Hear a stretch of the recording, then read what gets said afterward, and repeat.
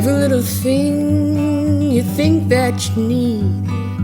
Every little thing you think that you need. Every little thing that's just feeding your greed. Oh, I bet that you'd be fine without it. You're listening to the Minimalist Podcast with Joshua Fields Milburn and TK Coleman. Thank you, Malabama. Hello, everybody. TK is looking streamlined today. Fresh fade, courtesy of Universal. Yes.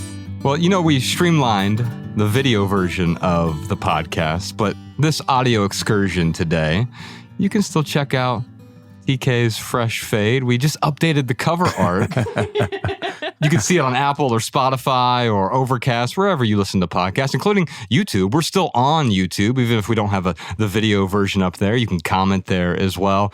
But you can also see TK's beautiful gray beard. You look 10% wiser, 1,000% more streamlined. And you know, I'm feeling streamlined myself, TK. How so? Well, I mean, first off, we don't have to deal with hair anymore. Josh's paranoia is What do you magically mean? cured. I do. I call it paranoia, right? You have paranoia? Yes. Whenever we do a video version of the podcast, I'm like, oh, I don't even have to think about that right now. I've got the faux hawk going on. I shave the sides. There's a mullet in the back. Oh, I'm loving it. It's amazing. No, it still looks the same as on the cover. I'm just not being neurotic about it anymore. And then, of course, we're going to save thousands of dollars a month on my forehead makeup. Gotta get that D shine out of here. Well, another added benefit is we have the shades up. And so there's natural lighting pouring into the room, which we usually have to stave off because the camera lighting. So that's nice. I feel more peaceful as a result of that. Yes. Look at that, man. Simplicity already paying off. Well, that's what we're talking about. Streamlining, getting back to nature, simplifying in a way. And plus, TK and I are both wearing purple Adidas tracksuits today. You know, the ones with the 3 lines. Talk about streamlining, TK. Oh my gosh. This episode is brought to you, but no, I'm just kidding. We got the sun in the studio, and we're streamlining a lot right now. That's what we're talking about today, the art of streamlining one's life. We got a lot to discuss today. So coming up on this free public minimal episode, a caller has a question about her husband who's having trouble letting go of certain items that she wants him to minimize. And then we've got a lightning round question about how the need for approval keeps people tethered to a lifestyle they don't want, followed by our Right Here, Right Now segment and a listener tip for you. You can check out the full 2-hour maximal edition of episode 438. That's the full episode where we answer 5 times the questions and we dive deep into several simple living segments. That private podcast episode is out right now at patreon.com/theminimalists. Your support keeps our podcast 100% advertisement free because, say it with me, y'all, advertisements suck. Let's start with our callers. If you have a question or a comment for our show, we'd love to hear from you. Give us a call, 406-219-7839, or email a voice recording to podcast@theminimalists.com. Our first question today is from Marie. Hi, my name is Marie, and I'm from Kent, Ohio. I have a question regarding decluttering and getting rid of things. I really enjoy simplifying and getting rid of things, and my partner does as well. However, he struggles with the what if we need it later, or what if we would replace it and I don't want to pay for it. How do we go about addressing that? TK, how can Marie force her husband to get rid of these things that he doesn't necessarily want to get rid of? Well, it sounds like he's open, but there just needs to be a way of measuring or defining what counts as a legitimate instance of just in case. And that's the hard part, right? We have the ability to say, I might need this someday about literally anything. There's a story you can tell yourself about everything that can convince you and the people around you that you might need it. But how do we distinguish when that story is a healthy one and when it's not? Marie, the first thing I want you to do is go to download the free rule book we have. It's called the Minimalist Rule Book, 16 Rules for Living with Less. You can find it at theminimalists.com/rulebook. A bunch of other free resources over there on our website as well. But you're going to start with these 3 rules. And TK, you're spot on here. You're talking about how do we distinguish between the things that might be useful someday, the things we're going to hold on to just in case we might need it in some non-existent hypothetical future. And I think those three words, just in case, are three of the most dangerous words in the English language because they don't allow us to streamline our lives. A streamlined life is a life that is improved through subtraction rather than addition. And so today we're talking about streamlining. I have a bit of a double entendre for you here, TK. Streamlining requires letting go of difficult things. Now, why is that a double entendre? Well, there are some things that are difficult to let go of because of the story that we tell ourselves, oh, I'm going to hold on to this just in case, right? Or, oh, that's so important to me. That's also part of a story that we tell ourselves, right? And so it's difficult. But sometimes it's letting go of the things that are difficult because it's just difficult to get rid of so many things at once. Do I sell this? Do I donate it? Do I trash it? Do I have a friend that might get value from it? By letting go, am I adding value to someone else's life? Because if I cling to these things, all of these just-in-case items, well, you know what? I know if I'm being honest with myself, I'm not going to get any real value from all of these excess items. But if I free up the space, now all of a sudden I've made room for real value. So the just in case rule is one of those three rules that I want to talk about. And it basically says if you're holding on to anything just in case, you can let go of it for any reason at all because you can replace it for less than $20 in less than 20 minutes from wherever you are. So you don't even need a reason to let the thing go at this point. You've realized that this thing's no longer serving a purpose in my life. However, there's this other category of just for win items. I have a few examples I wrote down before the show so we could talk about them. But just for win items are different from just in case. Just for win items, they may not fit the seasonality rule, which is another rule in that minimalist rule book. And that rule says, have I used this in the last 90 days? We call it the 90-90 rule. And if not, will I use it in the next 90 days? And if not, I give myself permission to let go. But there are a few items that fall outside of the seasonality rule. And these are what we call just for win items. Things like toilet paper, toothpaste, soap, batteries, other consumables. I buy my toilet paper by the case, right? Not a giant pallet of toilet paper. I have enough space for enough rolls. I don't just go buy one roll of toilet paper or one square of toilet paper. I don't buy one dollop of soap. I buy like 3 bottles of soap at a time. That way I always have backups. I hate running out of things. So that's why I'm so sympathetic to a question like Marie's question. I'm sympathetic to her husband because it's true. I don't want to run out of some of these just for win items. Things like my toolbox, those are just for win items. Yeah, I'd probably use my hammer within every 90 days, but there are many things in my toolbox that fit within the confines of that toolbox, screws and nails and different screwdrivers that I know I'll use even if it's outside of a 90-day window, right? And then we live in Los Angeles in Southern California. Well, for me, a just for win item might be an umbrella or a rain jacket or rain boots. Now, if you live in Seattle or Ketchikan, Alaska, guess what? You're going to use those things all the time. Those aren't just for win items. Those are everyday items for someone who's living in Ketchikan. But here in LA, I was talking to my daughter about this last night. She was pointing out to her mom that we still have the sous vide that we don't use. This doesn't fit within the seasonality rule, Mom.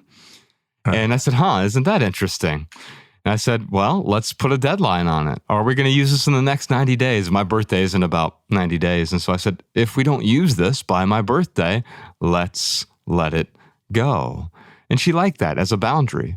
The toolbox is a type of boundary. Well, there's some other just for win items. Well, camping gear. See if you have a tent or a cooler or sleeping bags. Maybe you're not using those within the next 90 days, but you know you're going to use them at least once a year. And beyond that, we have clothing for special occasions, right? Like I'm wearing a basic black shirt today, some black jeans, but if I'm going to go to a wedding or a funeral, I have one suit for those occasions. But I don't go to a wedding or funeral, hopefully, every 90 days. And so I make space for that just for win item. Someone like TK, holiday decorations, Christmas decorations. Yeah, he's not putting the Christmas tree up because his wife won't let him in July. Now, if he was living by himself, I think he'd have the Christmas tree up all year round. And then it'd be an everyday use, right? But then there are other things like kitchen items that are used once a year. Maybe that sous vide I was talking about, or maybe you have a bread maker you use every 6 months or whatever. But the key to these just for when items is I know I'm actually going to use them. I'm going to use them within the next year. And if not, then I'm going to reassess. Like that sous vide that we used all the time, we don't really use anymore. And so it might be time to let that go. I think there's digital files, photos, and different things that are on your computer. Having those well-organized things are just for when items. No, I don't use every picture on my hard drive or that I store on in the cloud every 90 days. But those are just for when items. When I want to go back and reference those things. So just for when applies not only to the physical realm, but to the digital realm as well. And lastly, there are some just-in-case items. We call them emergency items. In fact, we have an emergency item rule in the Minimalist Rulebook. And these are just-in-case items that you hope you never have to use. For some people, that's a first aid kit. I have a young daughter, so I have to use the first aid kit all the time. But I hope that I never have to use it. Jumper cables or tire chains if you live in a cold climate where it snows and maybe you're going through mountain passes. Or what about a spare tire? Most people have a spare tire with their car. You hope you never have to use it, but it is an emergency item. It is a just-in-case item you're holding on to, just in case of an emergency. In fact, we did an entire episode. Alabama, if you wouldn't mind putting a link to the emergency items episode in the show notes over at theminimalists.com/podcast, so folks can take a look at that episode as well. Because Ryan and I, we talked about, we each have a go bag. If there is an actual emergency where we have to flee within 30 seconds, we have a bag of things. That's an emergency item. I hope I never have to use it. Or what about firearms? If you want to keep your family safe and you feel the best way to do that is having a firearm in the house, you don't want to use it unless you're practicing it with it at a gun range, which would make a whole lot of sense. But beyond that, you hope you never have to use it. But you have it there just in case there is an emergency. Yeah, that's really good. I want to touch on maybe some communication issues underneath this challenge that can be applicable to many other things, but it comes up a lot when we deal with people with whom we live and we want to get rid of some things and they want to hold on to them. The first thing I would say is strive to lead with a positive vision of how your life could benefit from an increased amount of simplicity. That is always a great and inspiring way to start a conversation about downsizing or decluttering. So something like, I really would love to use this room for my writing. And if I could only simplify these elements, I feel like I could get so much more done. Or I really love to use the kitchen space for prep during these times of the day. And if I can just organize this, I would really flourish in how I use the space. Because when you paint that positive vision, that contextualizes the conversation you're going to have about that other person's need to cooperate with you. So many times when we make suggestions to other people about what they should do with their stuff, even though we don't feel this way, it often makes them feel as if we are just being controlling or just nitpicking or being insensitive or not caring about the story behind why it matters to them.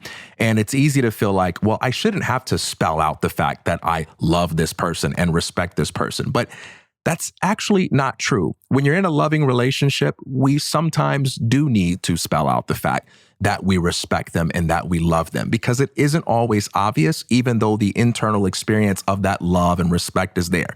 And it just works wonders when you can communicate to someone when you're asking them to make adjustments on your behalf. Like, hey, it would benefit me if life were a little bit more like this, and I would love to find a way to make it like that while still honoring and respecting what's important to you. Can you help me?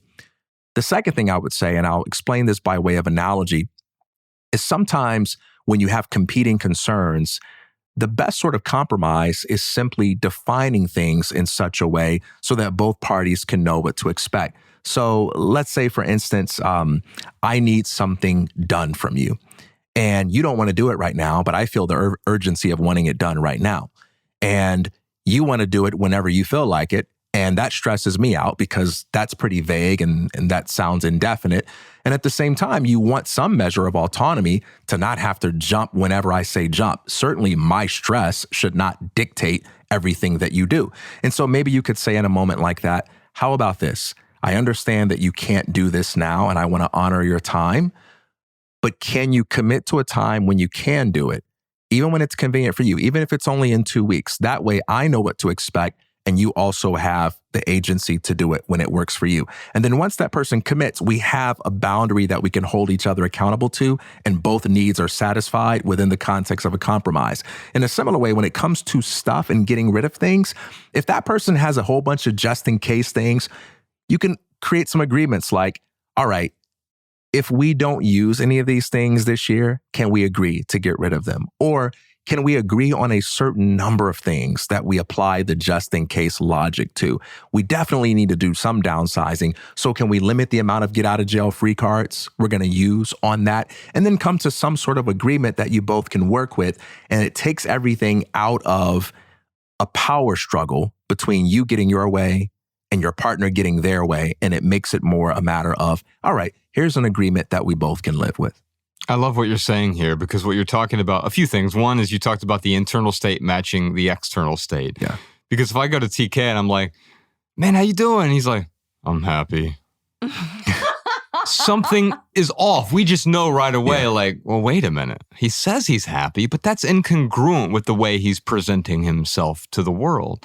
And I think the same thing is often true in relationship here. You can tell something's off. Oh man, TK feels a lot of anxiety around the things that we're holding on to in this house, right? Okay. He might say it's okay, but there's really something going on. I think the same thing is true with Maria's husband. She sees her husband, and maybe there's some anxiety that he doesn't even realize he's attached to holding on to these things. She's certainly feeling the anxiety. And of course, you don't want to project your own anxieties, insecurities, and frustrations onto someone else, because it's also true that he may not be frustrated by those things at all. But you can ask, is there anything that we have that is overwhelming to you right now? That's the easy place to start. Don't start with the things that we're clinging to. Start with the thing that if it spontaneously combusted today, which is another rule in the Minimalist Rulebook, you wouldn't replace it. In fact, you'd feel a bit of relief. I do want to return to this idea of streamlining, because I think ultimately that is what we've been talking about on this podcast for a very long time. Ever since Ryan and I started the Minimalists back in 2010, we've been talking about streamlining our life. The question we ask at the beginning of our last Netflix film is, how might your life be better with less? Or how might your life be more with less? How do you improve your life through subtraction rather than addition? And that's rather countercultural. In our culture, improvement means more. More muscle, more stuff, more square footage, more horsepower, more money, more savings, more values, more friends. Whatever it is, I have to have more. I'm not against having more of something if I need more. But if our starting point is too much, more isn't going to get you where you want to go. Only subtraction will get you where you want to go. And that's what we're talking about when we're talking about streamlining. So here's a question for your husband, Marie. Why not streamline now if eventually you'll be forced to let go of it anyway? Now, that's not a rhetorical question. It's not saying you should get rid of that thing. It's a genuine, sincere question. So when you say ask, you mean ask and wait for the answer. Yes. Yeah, not a statement that is appended with a question mark. Yeah. Don't just swap out an exclamation point. You should get rid of that right now? Yeah, it does sound funny. Yeah, and so I don't want to do that. What I want to do is ask a genuine question. When you look at a particular material possession you're holding on to just in case, why not let go of it right now? Well, because I might need it someday. Oh, really? When might we need it? And interrogating that, you might get to a point where, oh yeah, I want to hold on to that rain jacket because I'll need it next time it rains. Of course, I want to hold on to my spare tire because I'm going to need it if I ever get a flat tire. Those are just for when items or emergency items. But all of those other just-in-case items that we make up stories about, I'm going to give myself permission to let go, even if I know that a few of them I'll have to replace. Why? Because It gives me permission to let go of literally thousands, sometimes tens of thousands of just-in-case items that we hold on to, whether that's in our basement, our attics, or our storage lockers that are somewhere off-site we're paying money for. We're paying for these things in so many ways, whether it's our anxiety, it's our stress, it's our overwhelm, or it's taking up space. It's actually getting in the way. And if you can display to your husband, Marie, how the things are getting in the way, it's a perfect opportunity to show him the things that he might want to let go of if he understands what he's making room for. Any last words, TK? Yeah, a quick little anecdote about how you and Ryan did this for me when I first came on your podcast. I came in here with like a cup of Starbucks coffee, and you didn't say to me, "Can you please get rid of that Starbucks cup?"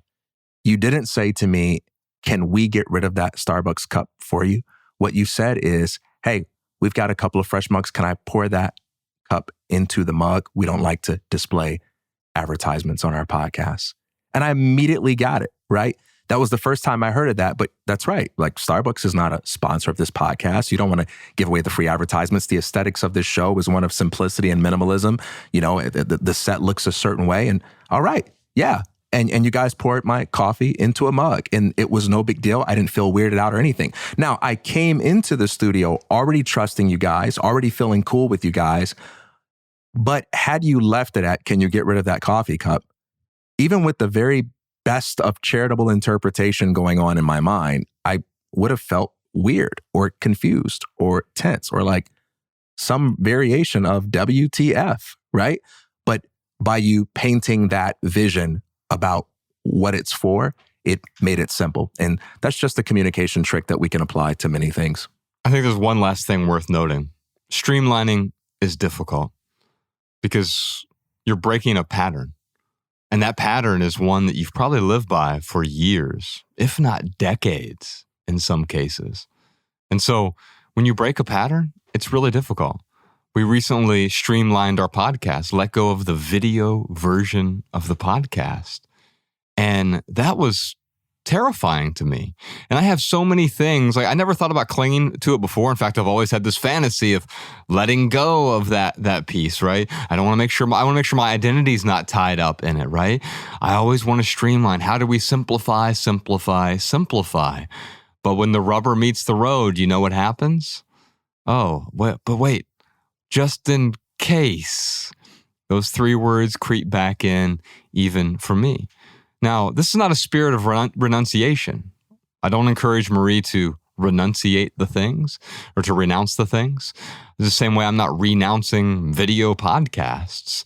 In fact, I'm open to bringing any of that back at any time, just like I'm open to bringing back any of the material possessions I let go of.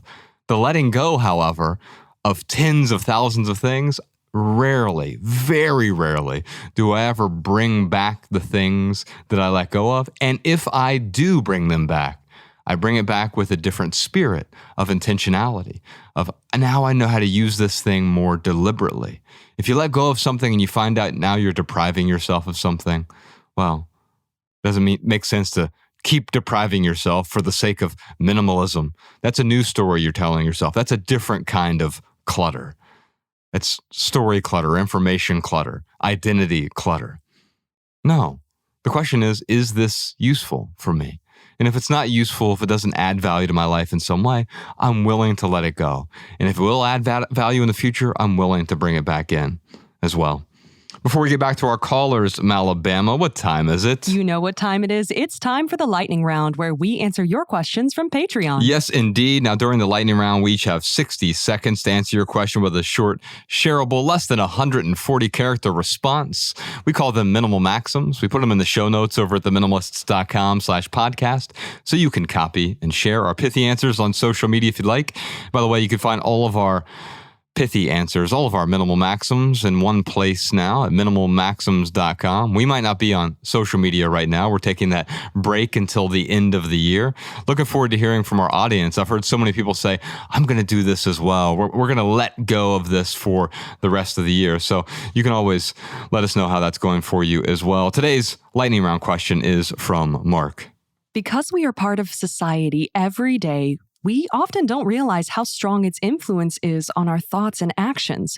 When do we know when it's time to graduate from common ideas that don't apply to us, such as owning a car, owning a house, going to college, or even holding on to just-in-case items? Well, last week we did an episode called Graduation Day, and we talked about the difference between graduation and divorce and the spirit of moving on from something, streamlining your life in a way, letting go of the past to make room for a new type of present. And as I just talked about a moment ago, that can be really difficult because letting go of the things we've held onto for a long time, they become part of our identity. Do you have anything pithy for Mark, TK? Yes, sir. Self-awareness is the ability to distinguish personal desires from societal echoes.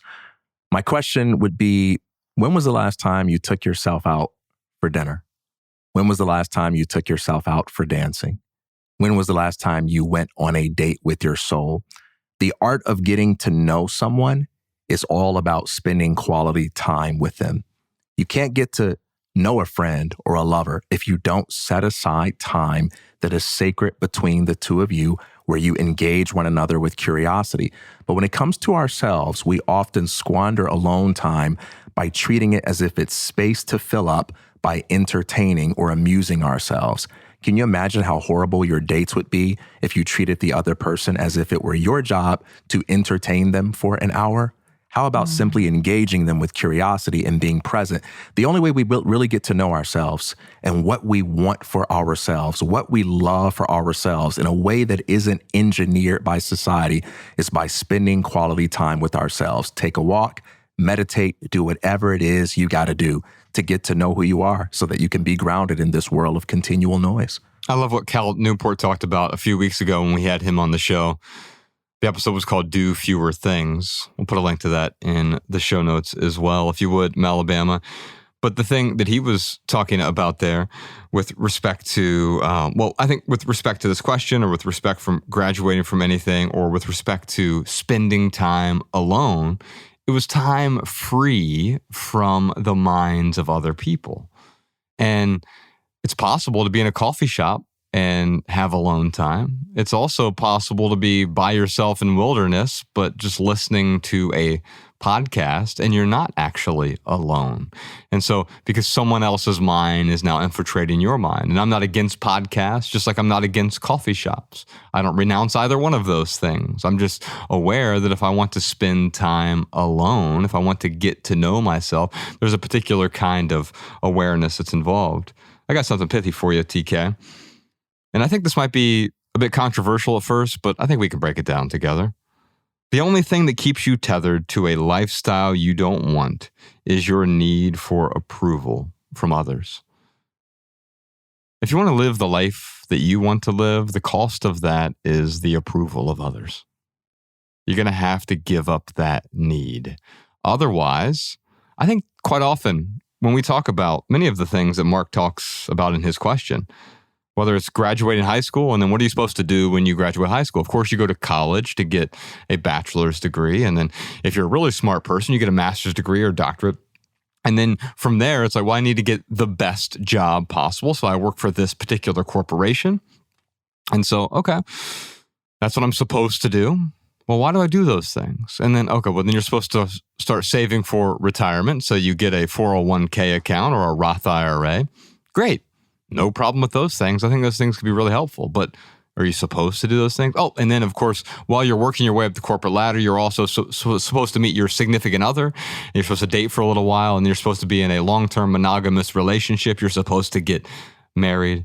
You're supposed to have 2.5 kids and a cat and a dog. You're supposed to have a house with 2.5 car garage and with 3 bedrooms. And then, of course, you're supposed to have a car, and with a car, you're supposed to have a car payment. That's how everyone does cars. You have a car payment. These are the things you're supposed to do. And I think the reason we do many of these things is not because it's the life you want to live. It's because you seek the approval of others. And there's a good reason to seek the approval for others. It's a really helpful safety net in society. Because if you're out there all by yourself with no one approving of you, does that mean I have no one that I can count on? Well, I think there's a flip side to that coin.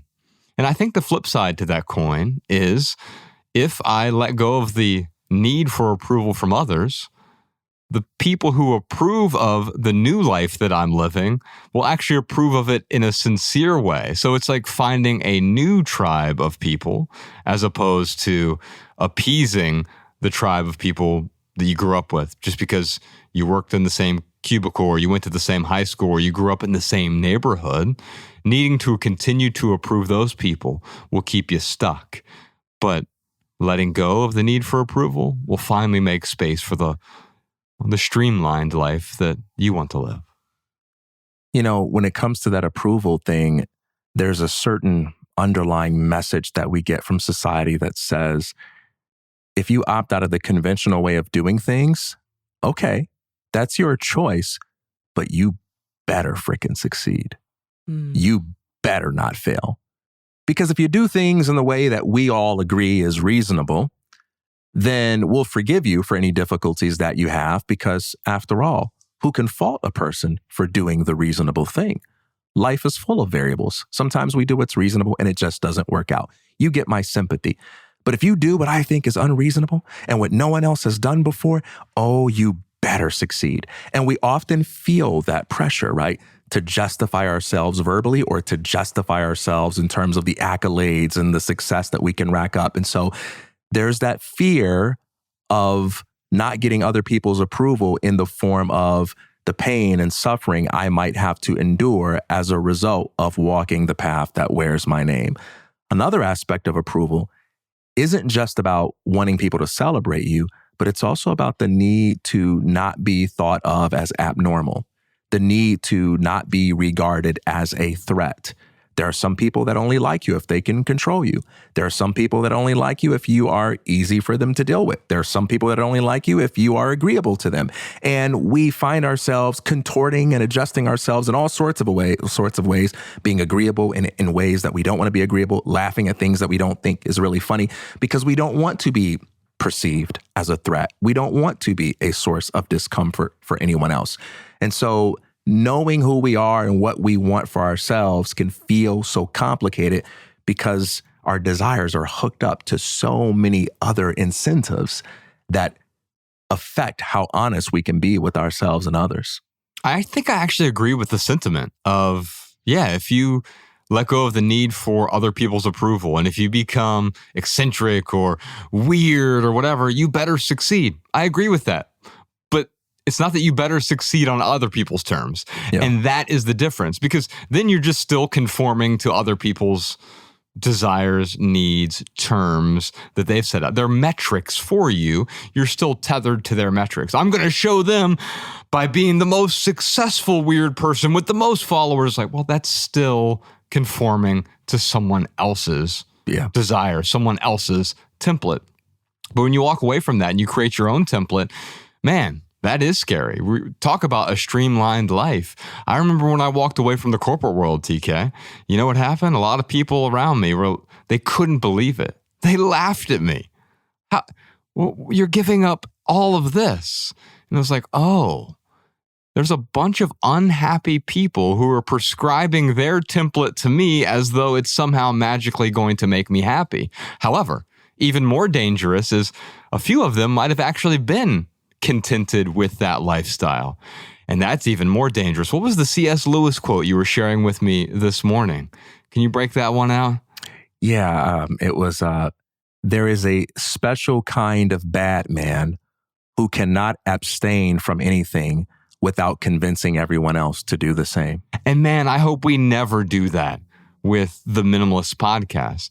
Yes, I abstain from certain things, but I don't want to convince you that you shouldn't own a particular thing. I don't want to convince you that you shouldn't go to college and have a regular 9-to-5 job. That could be really fulfilling for you, right? So I don't want to be that abstaining person who says, in order to be happy, you have to let go of those things. No, I want to hold up a mirror and say, what are the things that are holding you back? What are the things that are getting in the way? And those things are going to be different from you versus what's different from me.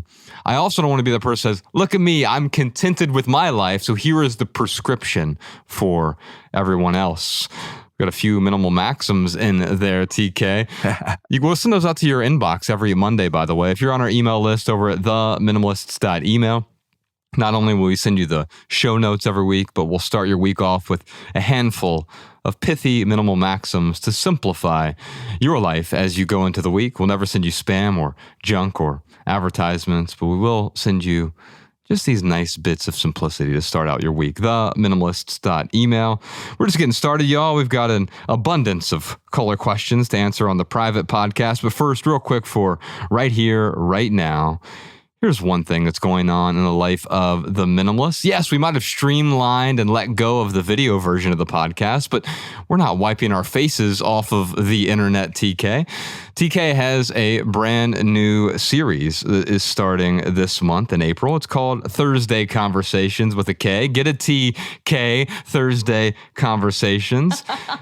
It's going to be season 1 of Thursday Conversation. We're going to start with 10 episodes of that. Just bite-sized 10 to 20-minute conversations with people that TK is interested in. You want to give us a bit of an overview?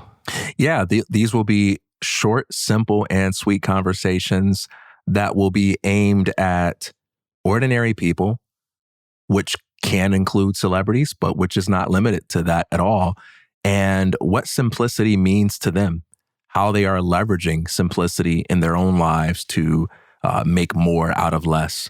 And so I'm really excited. I'm trying to get my mom to do an episode with me. Oh, wow. She's a little nervous, but Mama Coleman. hopefully Mama Coleman will pop on a call with me. But yeah, we're going to see an interesting cast of characters. Some people I've known for quite a long time that I would love to introduce our community to. Some people I've never met before, but I've admired their work and their writing from afar. And I'm really looking forward to it. These are going to be some fun conversations. So those will be available on Patreon for the Audio Plus subscribers, also the true fans over there as well. So you can check that out, patreon.com/theminimalists. We're going to start with that series, a bunch of other things that are over there on Patreon already, but we wanted to provide that to you. A nice little video every Thursday with TK Coleman. Alabama, what else you got for us? Here's a minimalist insight from one of our listeners. Hi, this is Marjorie calling from Orlando, and I am a Patreon subscriber. And I just listened to your discussion about euthanasia and suffering, and your conversation explored that subject matter in a way that took me off guard in your sensitivity and vulnerability, and the way you explored it really touched me. And I just wanted to thank you for always making yourselves real and authentic. Whether I may disagree or agree personally on a particular issue that you cover on the show, I always do appreciate that you cover it sincerely. And thanks for what you're doing. Marjorie, thank you for that thoughtful feedback. For anyone else who has a listener tip or an insight about this episode or any other episode, leave a comment on Patreon or YouTube, or better yet, send a voice memo to podcast@theminimalists.com so we can feature your voice on the show. All right, that's the first 25% of episode 438. We'll see you on Patreon for the full Maximal edition, which includes answers to a bunch more questions. Questions like, how can I wean myself off of my clothing addiction?